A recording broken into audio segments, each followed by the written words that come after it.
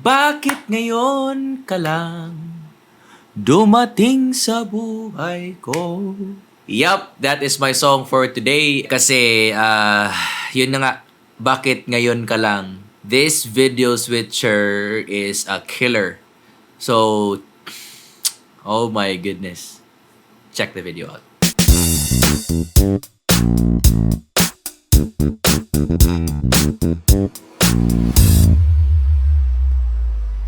So, around this time last year, this was the time when we finally accepted that COVID will be with us for like a while and for a long time.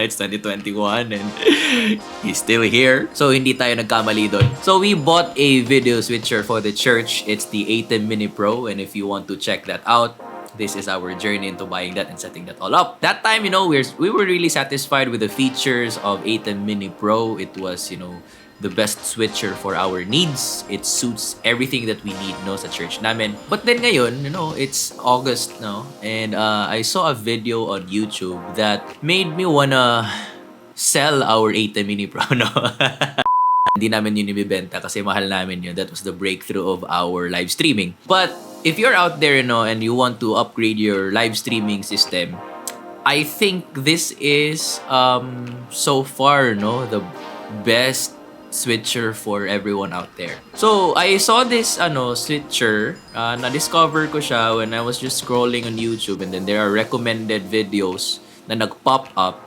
and then this video right here popped up, and it's called Show Snips AVMATRIX HVS0402U Micro 4-channel HDMI live stream multi-format video switcher overview by the YouTube channel called WTF. That means Weekly Tech Fuzz. Oh, yun, di ako nagmura doon. These dudes right here, they explained, what this switcher is about. So, na-publish tong video na to on February 11, 2021. And by this time daw, hindi pa nare-release yung switcher. And I was really fascinated with yung features ng switcher na to. Kasi, eto na lang, spoiler ko na lang. It has a program out and a multi-view out, and then it has a USB out. Tatlo. So, these three things are very important to me, and this switcher has it. So, if you wanna do an in-depth, video about this switcher, then might as well go to this video right here that I'm showing in my screen, I'm sharing, and then just watch his video. He's got some good explaining going on in there. So go to his YouTube channel, subscribe, support him. So yeah, you can do your homework now. Watch his video. He's a cool dude. Maganda yung explanation niya, and he gives free shirts away. It's okay. Go there. So I just wanna give a quick overview on why I think this is the best switcher for any church there on a budget. So eto, this is AVMATRIX. Ayun, this is a micro 4-channel HDMI live streaming video switcher. So, eto na nga yun siya, AVMATRIX. So, eto yung overview ng features niya. Number 1, it has 4 auto-detected HDMI inputs. So, basically, may 4 inputs siya na available for you. Meaning niyan, you can plug most probably anything, na you have inputs HDMI sa switcher na to. So, it can be your computer, your camera, or even your cell phone, pwede rin. So later, we will talk about ratios and frame rates. Maya na yan. So number 1, eto, HDMI program output. May isa siya. Tapos isang multi-view out. Tapos isang USB Type-C na output. That's important to me kasi yung Blackmagic na Hdmi Pro, isa lang yung HDMI output niya. So it can be your program output, yung sinisend mo sa live stream mo, or the multi-view. So, either lang sa kanilang dalawa. Etong switcher na to, it has 2 separate outputs for both. And then number 3, may USB Type-C siya. So, that is a feature na meron din sa Hdmi, but meron din sa switcher na to. So, it's actually good. But what's really awesome to me is, etong tatlong output na to, itong HDMI na program out, HDMI na multi-view, tsaka USB na Type-C output. And then, clearly visible multi-view and status page. Yung multi-view niya is actually different. May additional siya na control panel dito na side sa lower right. We'll check that out later. And then of course, upstream key, luma, chroma, and all that kinds of stuff. Etong PIP, picture-in-picture, and POP, these are interesting things din, actually. So, we'll check that out later din. And then downstream key, logo, overlay. Tapos ito, importante, T-bar. meron siyang T-bar. Ito, yung ginaganon-ganon for transition. That's actually good. It feels professional. It looks professional. Close to the professional switcher because they have a T-bar. And then of course, transitions meron din. Tapos, for audio mixer, HDMI embedded audio. So, may audio na siya. Of course, no, HDMI, may audio talaga yung HDMI. But ito yung importante. Dalawa yung mic or line-in niya. Ayun. Tapos, may audio delay available siya within the switcher. So, pwede mong i-program, mag-delay ka ng audio so that magka-match sila ng video pag labas mo sa stream mo sa OBS or any streaming software. And another important thing to notice, you can see here a headphone na logo. Ito siya. This is actually a headphone na output. So, pwede mong i-monitor yung stream mo dyan. Something that the AVMATRIX can't do. I-plug mo yung earphones mo dyan or headphones mo dyan and then you can hear what's happening sa stream mo and that's a good thing. So, yun. Media library, meron dito sa AVMATRIX Pro. So, 49 default patterns and all that. So, may color generators and all that. And then, LAN output. Okay, LAN port for PC, software remote control.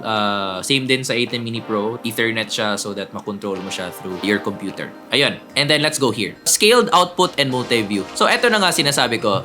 When you're watching, the multi-view, eto sa screen, this is how it looks like. Dito yung preview mo, eto yung program, and then eto yung multi-view. So, camera 1, 2, 3, 4. And then, dito sa lower right panel niya, may additional siya. May control na settings. Dito mo nakikita lahat. Dito mo kinokontrol lahat. Kinokontrol niya yung audio and all that. But actually, you can control everything. You do all the controls here na mismo. Yung knob na to, ito yung ginagamit nila. So, if you wanna check the details of that sa video. So, scaled outputs. Switcher supports multi-format inputs, 1080p, 1080i, 720p, 576i, and 480. So, 480p, kaya. So, pwede yung flip phone mo. Okay, HDMI signals. And 2 HDMI outputs can also be used as aux outputs.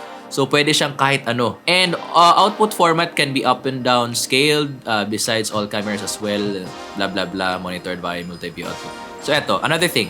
USB capture for streaming. So, ayun na nga. Meron siyang USB out. Type-C yun na USB. Na pwede mo siyang i-plug doon sa Type-C and then rekta sa computer mo. The computer will detect it as a webcam automatically. So, ayun. Sa OBS mo, you can add a video capture para makuha mo yung feed na nanggagaling sa video switcher na to. And then also, yung audio. Kasi, yun na nga, nandun na din lahat. So, video tsaka audio.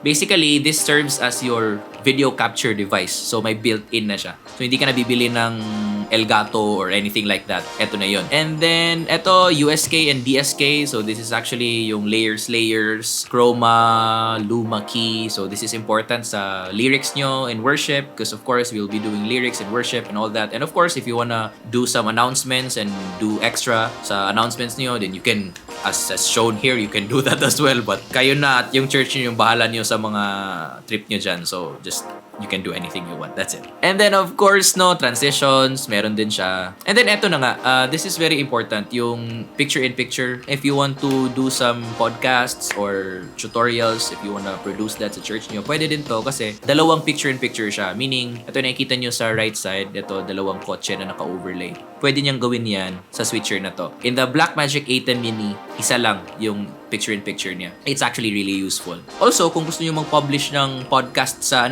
sa church ninyo, pwede din kayong gumamit ng POP na feature nito. So basically, dalawang screens na magkatabi yung fini-feed ng switcher na to. So dalawang camera inputs. Ganun siya ka-extra itong AVMATRIX na to and it's good. Okay, logo overlay, of course you need that. Naka-overlay din yung logo.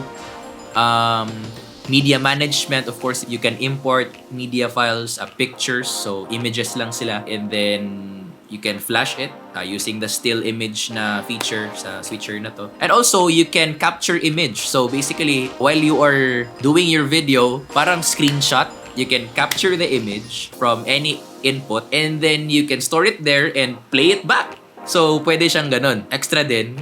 We're not gonna use that at church, but if you want to, pwede. And of course, media audio mixing. This is good stuff right here. Take note though, yung audio niya is a 3.5mm jack or yung ginagamit natin sa cellphones natin. Ito, yung sa earphones, sa mga phones. So, ganun siya. And it's okay. Ganun din naman yung A10 Mini Pro. Better sana kung XLR. Pero knowing that it's a small video switcher, 3.5 talaga because it's built for, smaller gigs or smaller events. it's okay. Okay din naman, 3.5 works for us. Another thing, okay, PC control software. So again, may software siya.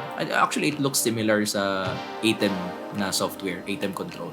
But that's just it, you know, yung ginagamit nito is yung Ethernet na control. So Ethernet port sa likod ng switcher na to, and then you can plug it in your computer or laptop or anything.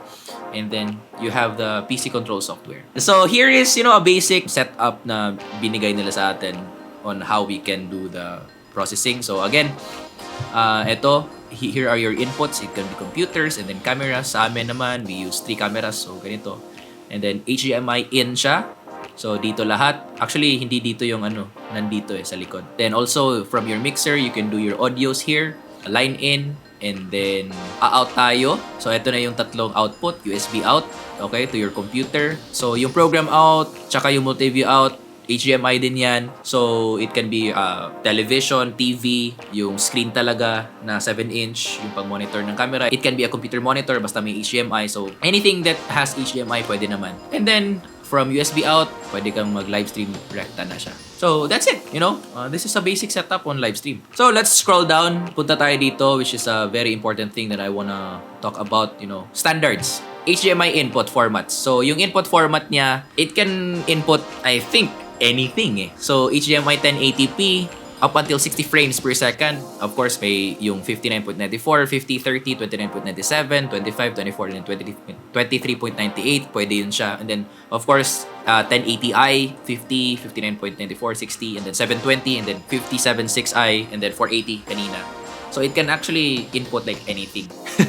Pwede yun. So, for program out, take note, 1080 lang siya. It cannot output lower, okay, than that. So, 1080 lang talaga siya.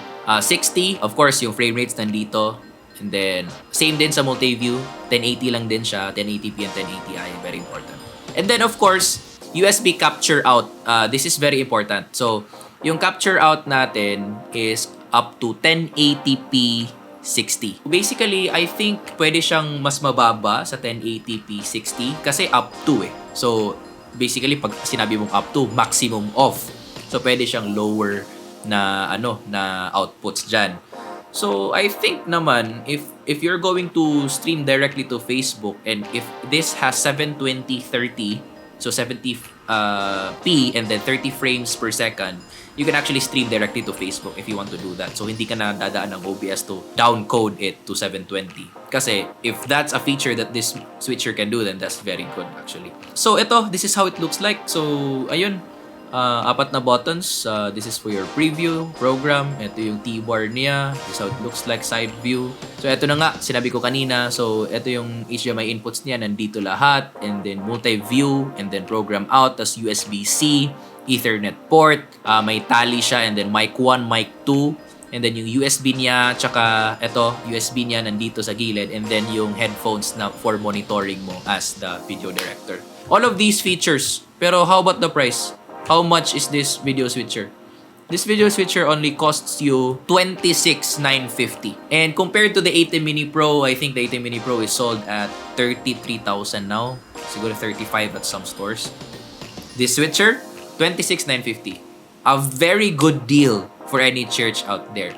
And for its features na versatile, kasi of course, medyo late na siya na produce na switcher. So basically, naka-benchmark na siya sa mga existing na switchers, and then they have figured out, ito wala to. Sige, lagay natin to dito and all that. So, but you know what? Regardless of how they came up with that, $26,950, that's a good deal. So, do your research for durability and all that. I do not know because as of now, all I know is this switcher is full packed with features I want. Ayun! So, if you have learned something from this video and if this video helped you or confused you or anything, comment down below. Like this video. Don't forget to lay your hands on that subscribe button so that you won't miss any video that I will be posting soon. This is Kyle of Church on a Budget PH, and if you want to talk more about these things, specifically on upgrades and anything about your church setup, click the link below. I offer consultation services. Let's talk and let's have fun. Again, this is Kyle of Church on a Budget PH that aims to help churches become efficient and effective.